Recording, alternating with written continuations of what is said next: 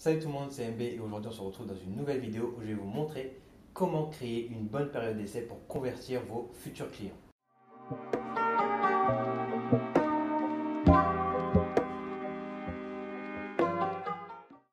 Alors bien sûr, si tu ne me connais pas, je m'appelle Mickaël Dusselier et sur cette chaîne, j'aide les entrepreneurs SaaS à pouvoir scale leur business. En plus de se poser la question de la durée de la période d'essai, il y a aussi quelques métriques, quelques informations à mettre en place pour que votre client, dès qu'il appuie sur la période d'essai, il se sente bien. Et on va voir ça dans cette vidéo en 3 étapes. La première étape, c'est personnaliser votre présentation. Il faut que la personne, dès qu'elle arrive sur votre site, elle se dise « Waouh, il faut que je teste la période d'essai tout de suite ». Indirectement, on va prendre le cas avec des photographes. Si vous mettez vraiment les éléments qui les concernent, leur faiblesse au final, ce qui se passe, qu'ils ont besoin de régler, leur douleur profonde tout simplement, là à ce moment-là, ils vont se dire ok, je vais passer à l'action tout de suite. La deuxième étape, c'est ce qu'on va appeler la journée dans la peau de. Donc dans notre cas, c'est le cas du photographe. Hop, le photographe il arrive sur notre solution. Ce qu'il veut directement, c'est trier ses photos. Vu que vous allez faire en sorte de détailler sa journée, ok, première étape il fait ci, ok, deuxième étape il fait ça, là ça va lui dire ok, en fait cette solution-là elle me convient parce qu'elle me ressemble. Et par la même occasion, vous allez pouvoir améliorer votre process parce que indirectement, chaque fonctionnalité que vous allez mettre en place va avoir un bénéfice immédiat. Donc la troisième, c'est faites attention aux fonctionnalités que vous allez mettre dans les offres que vous allez proposer. Je m'explique.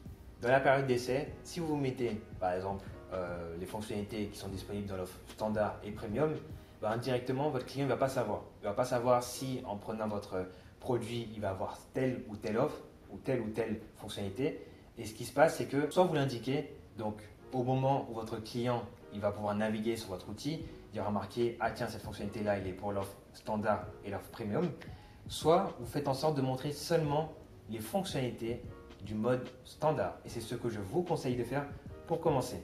Pourquoi? Parce que on va prendre une stratégie où on va prendre donc dans la journée de le photographe, voilà les fonctionnalités standards, c'est qu'il puisse directement traiter ses photos, qu'il puisse directement les trier. Mais dans l'offre premium, c'est directement, ok, ça va se faire automatiquement. Donc, il y aurait une intelligence artificielle qui va s'en occuper à sa place. Mais pour ça, il faut pouvoir se dire, ok, si mon client, encore une deuxième stratégie, si mon client il passe à l'action 24 heures après qu'il ait pris la période d'essai, je vais lui donner 50% de réduction sur son premier mois. S'il passe au bout de 72 heures, je vais lui donner 25%, etc. Comme ça, dans un sens, tout de suite, vous allez pouvoir vous dire, ok, est-ce que mon produit, il règle un problème urgent? Est-ce qu'il est bien expliqué? Est-ce qu'il est bien détaillé? Ok? Parce que indirectement, en faisant ça, votre client va se dire, si vraiment j'en ai besoin, je vais le prendre tout de suite. Parce qu'il y a une promotion et que j'ai vu indirectement que ça allait me rapporter du temps, que ça allait régler un problème profond qui est chez moi. Et c'est comme ça qu'il faut faire. Première étape, pour résumer, hop, personnalisez votre présentation. Vous parlez à des photographes, montrez-leur ce qu'ils ont besoin de voir. Deuxième étape, faites en sorte de vous mettre dans la peau. Donc une journée dans la peau de. Donc là, dans votre cas, c'est le photographe. Donc voilà, le photographe, il a besoin de trier ses photos, il a besoin de faire ci, il a besoin de faire ça. Vous lui mettez tout ce qu'il a besoin de faire dans une journée type pour lui. Troisième étape, donc bien sûr, mettez-leur leurs fonctionnalités qu'ils ont besoin. Donc les fonctionnalités de base. Si vous avez plusieurs offres, à ce moment-là, premium, vous l'indiquez. Astuce, donc vous montrez qu'il y a des fonctionnalités en premium, donc il faut avoir le plan premium pour aller dessus, normalement. Et ce qui se passe, vous pouvez leur mettre un code promo. S'il passe à l'action tout de suite, il va avoir moins 50%.